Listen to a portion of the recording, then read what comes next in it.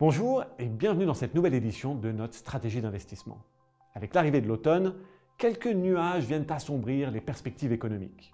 La dynamique favorable des réouvertures et des mesures de soutien à l'économie est retombée.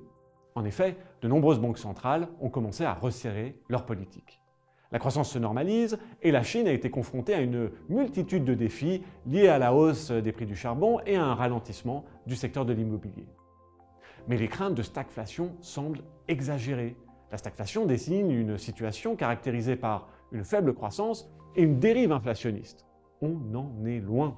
Cette année, la croissance devrait se situer autour de 6% aux États-Unis et de 5% en Europe.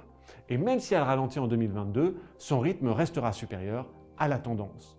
Sans oublier qu'en Chine, les autorités disposent d'une solide marge de manœuvre pour soutenir une croissance en berne avec des mesures budgétaires et monétaires supplémentaires. En matière d'inflation, des difficultés de nature transitoire obscurcissent le tableau global. Les prix se redressent après le creux de la crise et les perturbations des chaînes d'approvisionnement, dont le transport maritime ou l'énergie, devraient se normaliser à mesure que les stocks seront reconstitués. Et bien sûr, que les effets du variant Delta s'estomperont. Les banques centrales devraient regarder au travers de ces poussées inflationnistes, car la pression sur les prix s'affaiblira l'année prochaine. Dans l'ensemble, nous ne voyons pas de risque de stagflation. Il nous semble plutôt que l'économie mondiale est entrée dans une nouvelle étape conjoncturelle. Les fondamentaux restent d'ailleurs solides, les bénéfices des entreprises sont élevés, l'emploi est soutenu et les consommateurs ont constitué des niveaux records d'épargne pendant la pandémie. Les gouvernements investissent encore des milliers de milliards dans une reprise verte. Certes, les banques centrales abandonnent leurs mesures d'urgence, mais elles le font progressivement et avec souplesse.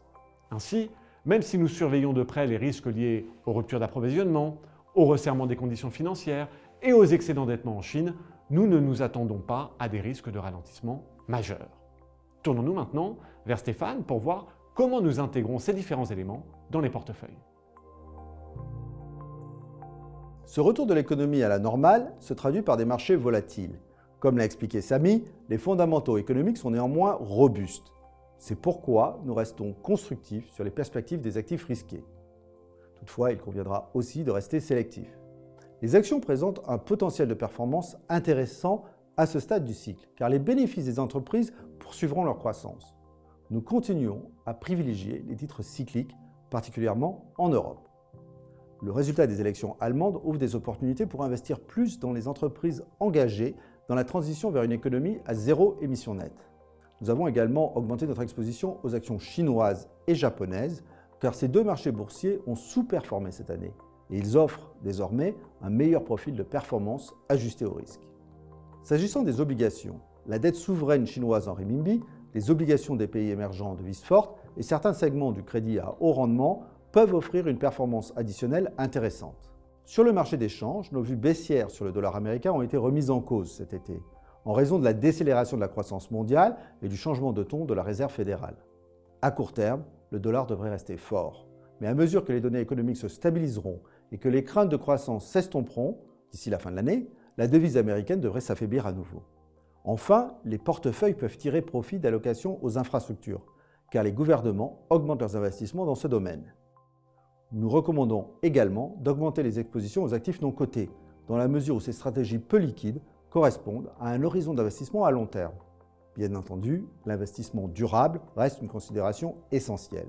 Nous construisons les outils nécessaires pour mesurer et limiter les risques climatiques dans les portefeuilles de nos clients. Et nous nous concentrons sur les investissements qui contribuent positivement à la transition climatique.